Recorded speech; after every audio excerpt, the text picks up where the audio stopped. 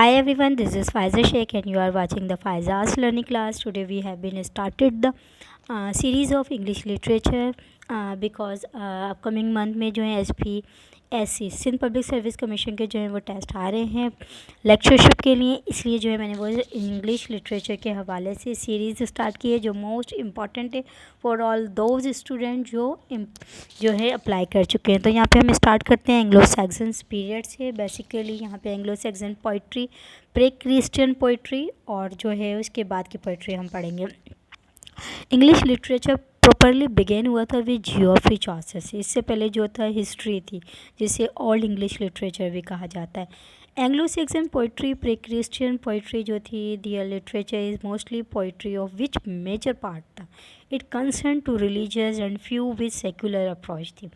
Beowulf जो था is the greatest secular epic Anglo Saxon literature था।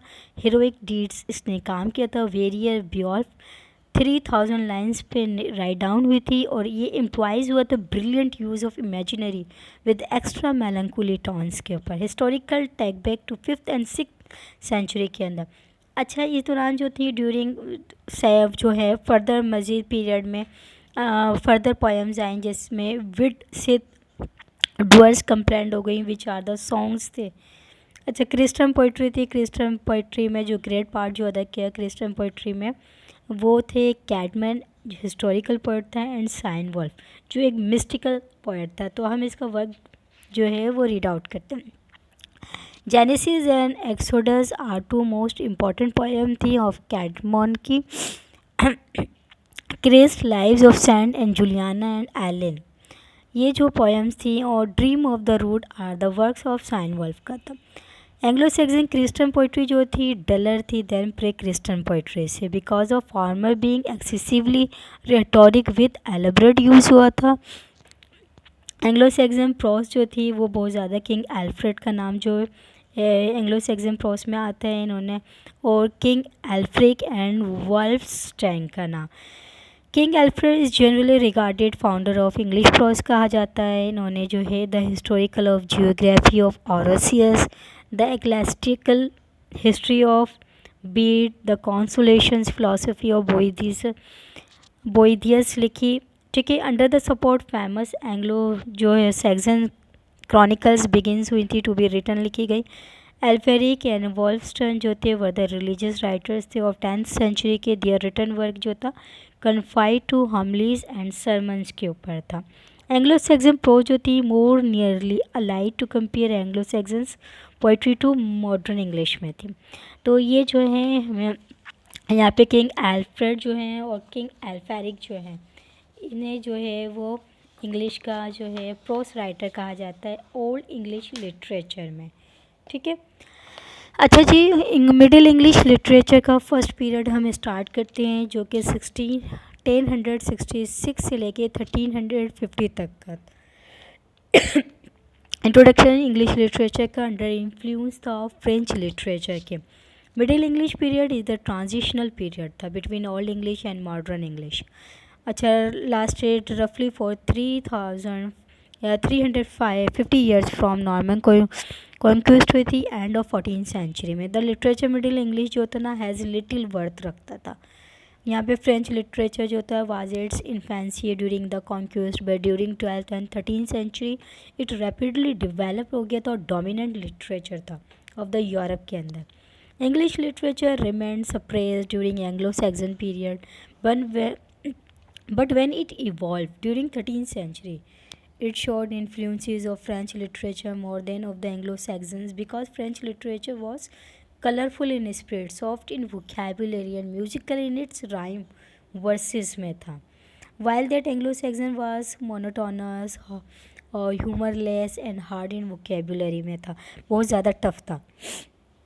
तो French literature captivated English literature to entirely different directions में थी। France was the cultural centre of Europe at the time and it is not surprising that English the defeated and depressed nation के लिए try to copy the French models in India's due to British during the British rule on सब continent. French and English राइसेस जो थी begin हुई थी to the colleges during the rain of the king John के through. तो यहाँ पे further जो है वो हम डिस्कस करते हैं। द फर्स्ट नोट वर्दी वर्क जो प्रोड्यूस्ड हुआ था under French influence was lemons brute. Lemons brute जो थी इट इज़ रिटन इन 1205 में। दैट इज़ वॉल्यूमिनियस पोएम थी ऑफ ऑलमोस्ट 30,000 वर्ड्स के ऊपर। इट इज़ लेजेंडरी हिस्ट्री थी ब्रिटेन नेम्ड आफ्टर ब्रूट और ब्रूटस की। ठीक है, फिर उसके बाद एक लिटिल लेटर अपीयर्ड हुआ था आर्म्स ऑर्म्यूलम्स का, अ वर्स पैराफ्रेजिस था ऑफ चर्च गॉस्पल के। Then came prose treatise and Ancren Riwle और द रूल ऑफ द एंक्रो एंकर रैसेस। ठीक है, कंटेनिंग जो थे discipline of nuns in the church में। यहाँ पे फर्दर जो है अगर हम बात करें तो the owl and and the nightingale जो है एक वर्सेस डिबेट थी बिटवीन टू वर्ड्स के दरमियान। और it give up Anglo Saxon dull alliteration थी एम्प्लॉयड हुई थी, राइमिंग कपलेट्स थे। Principal production of the first half of the 14th century की थी।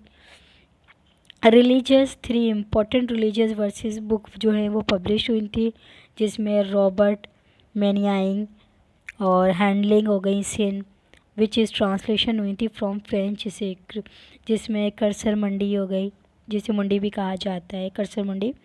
फिर the prick of the conscience by Richard Rolle of Hampole ने राइट डाउन की थी। तो रोमांस जो था the most important branch of English literature की डेवलप हुआ था इस पीरियड से, जिसमें stories love and chivalry were common थी फ्रेंच लिटरेचर में, दैट इंस्पायर्ड हुआ था इंग्लिश लिटरेचर के through. Further most popular romantic piece of chansons the cast song of heroic deeds थे।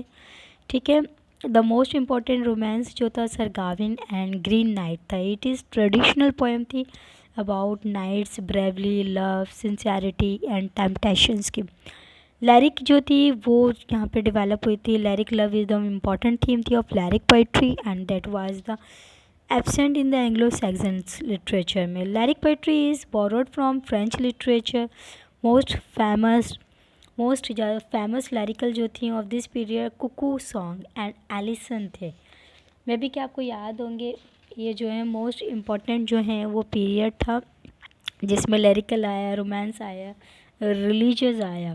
लेकिन यहाँ पे जो था वो फ्रेंच का बहुत ज़्यादा जो था ना, मतलब उनकी डोमिनेशन थी और वो बहुत ज़्यादा जो है उसमें जो है वर्क जो था फ्रेंच में मतलब लिखा गया था, फिर ट्रांसलेशन होके जो है ना वो आगे फर्दर मूव की गई थी। तो अब हम यहाँ पे जो है मिडिल इंग्लिश लिटरेचर का सेकंड पीरियड जो है वो डिफ़ाइन करने जा रहे हैं, जो ये स्टार्ट हुआ था मैं यहाँ पे आपको बता दूँ, middle English literature second period basically start हुआ था 1350 से लेके 1400 तक का पीरियड है। तो ये भी पीरियड जो है मोस्ट इम्पॉर्टेंट है। 3 poets of this periods are हैं यहाँ पे आप स्क्रीन पे देख लें। सेकेंड पीरियड की बात करें, 3 poets of this periods are Chaucer, Langland and गावर।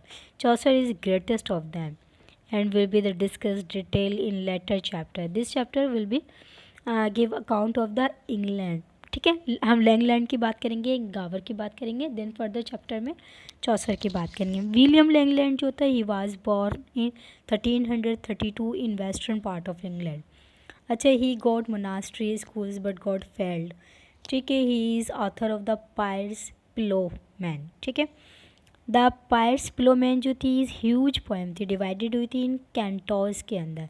In this poem poet describe his dream when he fell asleep near a brook on the Malvern Hills. The poem describes bustling scene including men of various types like the ploughman. अच्छा जी, Gower जो तो Gower was a court poet था like Chaucer and was both his friend and rival भी थे। Chaucer in his Troilus and Criseyde calls him as a moral Gower. He wrote in 3 languages, French, Latin and English. तो यहाँ पे जो है William Langland and Gower, William Langland जो है pierce Plowman की वजह से बहुत ज़्यादा फेमस था, और पायर्स प्लोमैन जो थी वो कैंटोस थी, ये माइंड में रखना है। ठीक है, और गावर जो था, गावर ने अपना ट्रायल जो है फ्रेंच, लैटिन एंड इंग्लिश में बहुत सारा वर्क प्रोड्यूस किया था। ये एक बहुत मतलब कंपेनियन था और राइवल भी था चॉसर का। तो फर्दर हम यहाँ पे डिस्कस करते हैं।